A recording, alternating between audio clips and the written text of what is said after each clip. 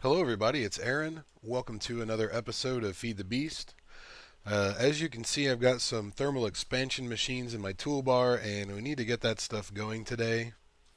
First off, it occurred to me since I had those additional pipes installed, I had automatic wooden transport pipes on all the machines. Well, they all disappeared, and there was nothing there, so I had to reset this up. I'm gonna have to resupply these with lava, which isn't a problem since the tank is pretty close.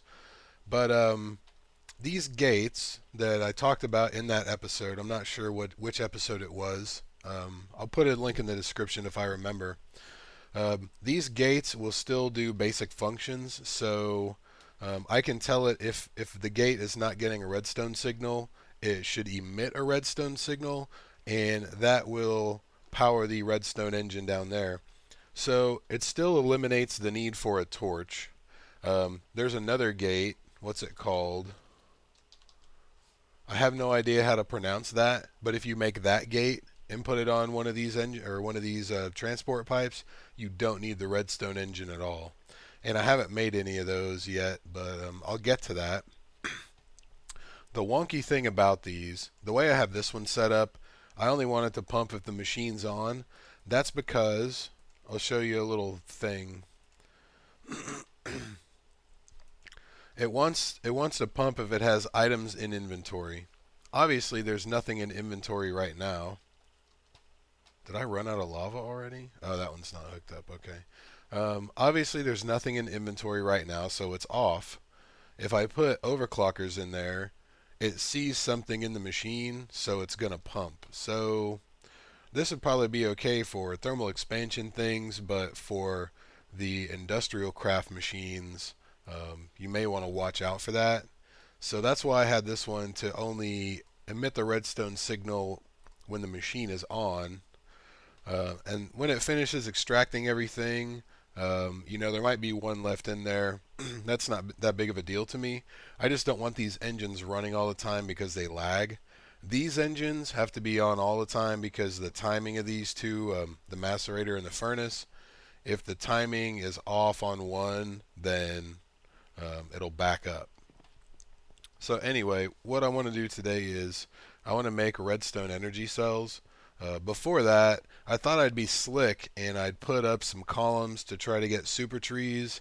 Well, the forester totally ignores these saplings on the outer ring because I guess it doesn't work the same way as regular tree growth and bone meal. So let me tear all this down real quick because that is going to be a problem because it's only doing half of what it can. You see this one popped up as soon as I took the dirt away. I actually didn't discover this until I put dirt on all the inside ones as well. And I didn't have one in the corner. I put a stack of dirt next to these two, and the corner one was still there. I guess I really can't do that one anyway. But the four corners were the only saplings that were growing. So I thought I'd leave that there just so I can show you guys what happens. Because I like to get the most bang for my buck, and I figure if I get more leaves, bigger trees, more leaves, more saplings. So this isn't automated yet, but basically what I did was, just for the time being, where's that sand coming from? Probably got backed up. For the time being, if you put a sandstone pipe next to a machine, it won't connect to it. So if I put the cobblestone one there, then any sand in the machine will actually come out of the machine. So I didn't want that because, well, I really don't care about the sand anyway. And from what I can tell, the machine will run anyway, even if it's full of sand. So I just wanted the saplings to go in the top. On the logger, saplings and apples come out the top, and the wood goes out the side. And this pipe is totally unnecessary. I was just making sure. Without the pipe, it'll go to the chest, but we're not going to leave it like that because that would be stupid. So you see all the sand here. I also thought it would be cool if I hollowed this out so I can walk around down here, which is what I did. Well, it didn't occur to me that the humus turns to sand when the tree grows. The logger harvests, and the dirt turns to sand. The arboretum will take the sand, or the humus turns to sand. Excuse me. The arboretum will take the sand, but if it's not there, then it can't do that. So basically, the stuff falls down before the arboretum can take it and put it in its inventory. And usually, it'll show up in the sand slot, obviously, because it's sand. So that's where it goes. So that's that. I'm gonna have to put something underneath all of this humus because the sand will keep falling. Eventually, I guess eventually it'll stack up, and then the log or not the logger, the arboretum will take it back. But at that point, I'm not going to be able to walk in there. So I also removed a couple of the engines. I decided I am going to run a peat farm. I'm going to put it either on this side of the tree farm or on this side. And I've got all those peat engines. I'll probably make a couple more. And I'll just leave the peat engines down here running all the time, being supplied by the peat farm so that I don't have to come refill the engines. So anyway, back to the thermal expansion machines. Um, I also reconfigured this, but that's no big deal. So we have to make a pulverizer, a powered furnace, a magma crucible, and a liquid transposer. Normally, if I set these up, I'd put the pulverizer and the powered furnace next to each other so that they automatically got fed, but I don't know that I want to do that because I have to make some like crushed obsidian or obsidian dust or something like that, and I don't want it to necessarily go in there. However, the magma crucible and the liquid transposer are going to go right next to each other because they specifically work together in my case. So I'm going to put these two up here, and I need to get some redstone going because that takes a pretty long time to turn into molten redstone. So I'm just going to go ahead and I guess I can only do one stack at a time, but if it stays in my miner's backpack, oh, that's interesting. If it stays in my miner's backpack, it's not that big of a deal. And I'm going to need the obsidian, so that's good that was in there. So once I get this going, I'll go ahead and then set up the still and the fermenter. But I wanted to make these energy cells first. So let me get this redstone moltenizing. Let me fire up my engines here. This is one of those regular gates on the wooden pipe. I really like it. When I make the other gate, I really like that because the engine is then not necessary. So these are set to run with, well, I'm missing a pipe. And I put it all away. That figures.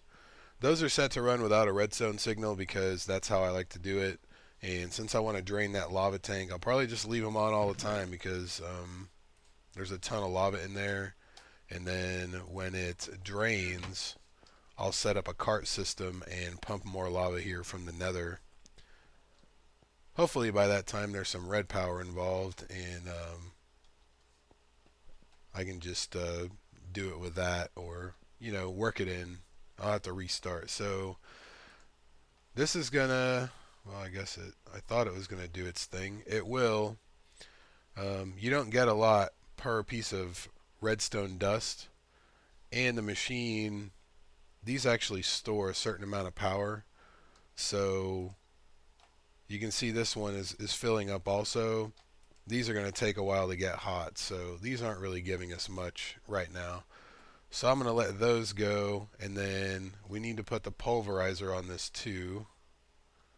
And I don't like to put things next to the wooden pipe as well. Let's see what that does. See, I don't like it when it connects like that, and I don't think it's necessarily bad.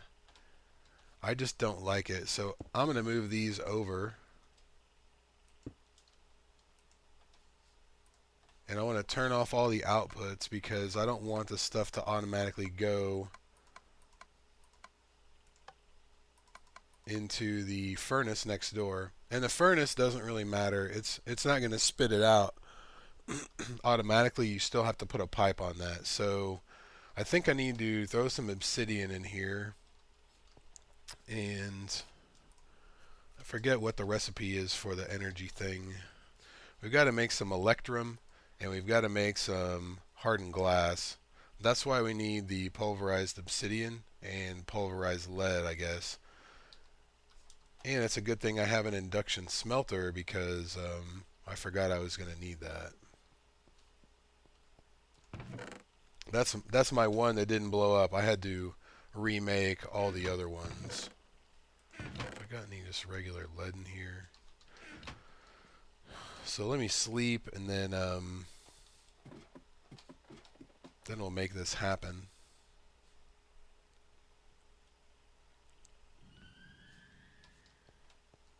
I haven't done anything with the attic here because I only really go up there to sleep. So I have to make sure. I guess I can leave that sand, let that sand fill up for now. This thing mainly stays full. I didn't set the pipe up until it was full, and I've only lost like, this many saplings. I'm not doing any math today. It's too late. But I've got a few stacks in here, and I can always manually refill that if necessary. So let me turn off these outputs as well, even though I don't think it'll do it, but I want to do it just because. And let's put our induction smelter right there. I don't remember how much of this we're going to need, so I'll just we'll wait until we have 12, and then we'll put in the lead. Actually 13, I guess. And we'll see. I forget if this will go to both slots. I'll leave it in there and see what happens. It looks like it's going. Obviously, the lead pulverizes faster than the obsidian does. And these machines are awesome because you can configure the input and output, but you can't upgrade them to make them faster. So that's kind of a drag, but you really don't need to, because if you put a hopper on top of your pulverizer and you put your powered furnace right next to it, everything just goes next door when it's ready, and you don't have anything fall out of a Buildcraft pipe. So these are a pretty good beginning of the game solution. And I don't think these things will cook without the other. Excuse me. Normally you need sand in this thing to make it to work. But in this case, for this glass, you don't. But if you're going to smelt pulverized dust in this, you have to put sand in this slot, which kind of a pain for me.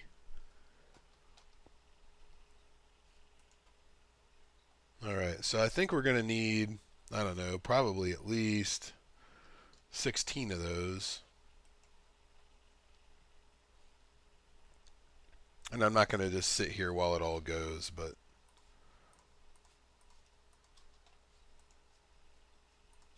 I wanted to get at least some of them going. So I'll go ahead and take these 6. And I know we're going to need some diamonds and electrum. And I forget how to make that. Okay, electrum blend. Pulverized silver and pulverized gold. There we go. So let me go grab a half a stack or so of each of those. Actually, let's do 16. So a lot of pulverizing to do this. I don't have any food. I think I've got some apples over here. Another thing you can do to make biomass, you can make what are they called? Compressed plant balls. I think that's what they're called, compressed plant balls. You basically put, that's the wrong one. See, this is automatically going into the transposer because I guess the default output is on the right side and the default input, well, I don't have one set, but it does it anyway, so that's fine with me. Um, if you take your 3x3 crafting table and you put 8 around and leave the middle blank with like apples, or I think you can do it with reeds, maybe a couple other things. You can put it in the compressor and make compressed plant balls, and then you can turn that in the fermenter into biomass and then convert it to biofuel if you want. But I don't think I'm going to mess with that. And I'm just going to do a couple of these just to get this one made. And then we'll set up the peat farm. Excuse me, I don't know what's happening with my throat today. I think we need to make the peat farm right here because I don't want it in the way. So I should grab some diamonds while that's cooking also.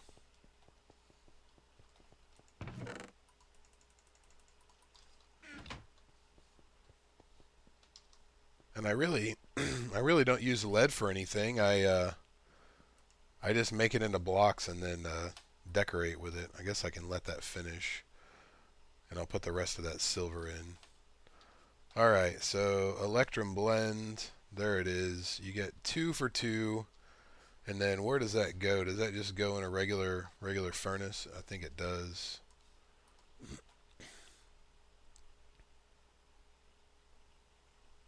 And what do we need? 4 of them to start.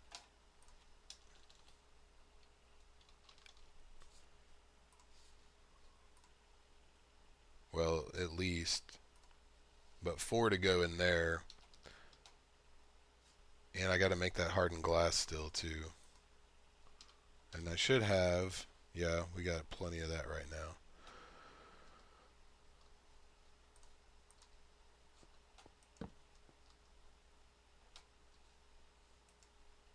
I got to keep straight which machine is which. It's hard to tell just by looking at them.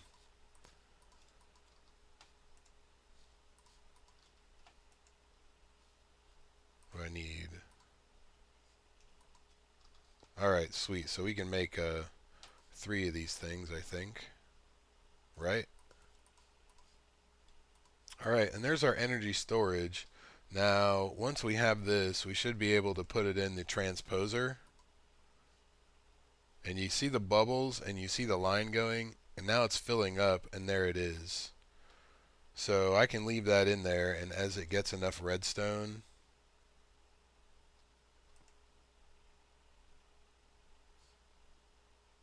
apparently that is not, it inputted at first and then it stopped, maybe because I took that away. Okay, there we go. So there we go. It's going to fill these things up, and then all you have to do is put them on a conductive pipe.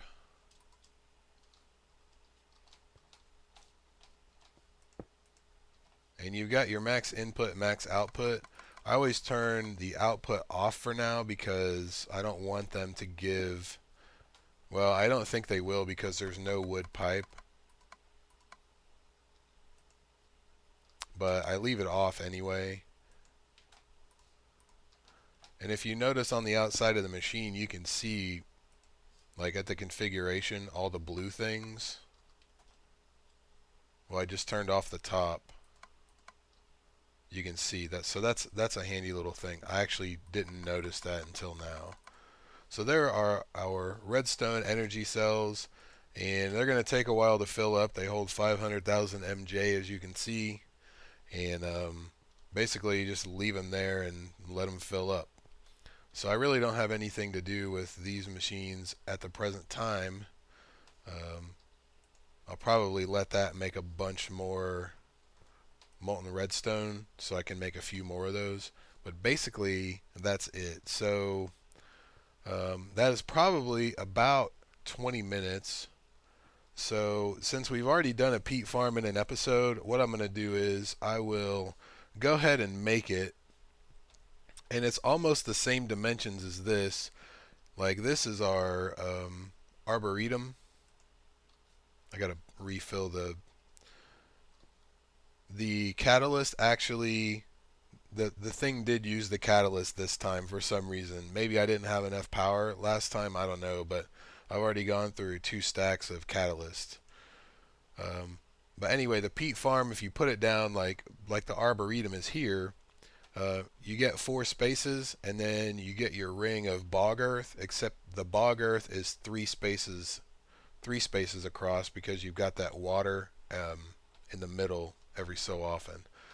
So I'm either going to have to put that one above ground, or I'm really going to have to put something underneath it so the water doesn't fall down. Or if I wanted to get creative with it, I could let the water fall down and find a way to put melons or something else around it. I think melons are the other thing. If you put around, actually we can try it with apples right now. I think apples will do it also. If you put them around in your crafting table like that, no, apples don't do it. I'm pretty sure what melons do. So I could get creative like that, but I don't know. We'll see how that goes. So I'm going to do that between now and the next time I record. And I'll probably make a bunch of peat engines, and I'll just set them up down here, and then we'll figure out how to supply them with peat in the next episode. And we'll also work on supplying this to the still as well. So I'm going to have to see how this whole thing works. Like, I don't know if these will make enough MJ to run everything at once, because they'll be splitting it. I know these take a long time to fill up. They go pretty quickly, actually, if you're not paying attention. But the way I had it running in SMP is I have 6 of them, and I either run 3 or 4 on a quarry, and the 2 or 3 others charge up in the time it takes the quarry to finish. And what I want to do is take these to my Mistcraft age where I run my quarries, set them up, and I'm going to have to pump the quarry stuff into an ender chest to come back here. So that's pretty easy. It's just a matter of working out what gets power and when. So all that will be saved for a later time. As always, any questions or comments, please leave them down below, or suggestions. Thanks everybody for watching. I'll see you guys next time. Hey guys, just a quick correction. I put sandstone under the hummus because I didn't want that sand to fall down. And if I can get out of here, I'll show you the correction. Even though this is not graphically connected to the machine here, the arboretum will actually kick sand into that pipe anyway. So hopefully it happens right now. It hasn't built up or anything. So the logger does not take input, and the arboretum does not take sand as an input. So all that sand was going to go up here and then into the chest. So what that means is, if I really wanted to, I could either put a cobblestone pipe right there, and the sapling would have double the odds of getting put in the arboretum if there's room. And Buildcraft is a lot better about not spitting items onto the ground, so if it can go an alternate way, it will. Alternately, I could get rid of all the pipes on top and basically just run the pipe either alongside and then down around, since the sapling will try to go in right there, and if it can't, it'll go on. Or I could just leave it like this and give it double the odds. But I thought that was pretty cool. Even though the sandstone isn't supposed to connect, it still actually ended up being a pretty good thing. So that is something to consider if you're setting something like this up. So I just thought I would make you aware of that. And that's going to come in handy when we start doing all the piping for this in the next episode or two. So once again, thanks for watching. I'll see you guys next time.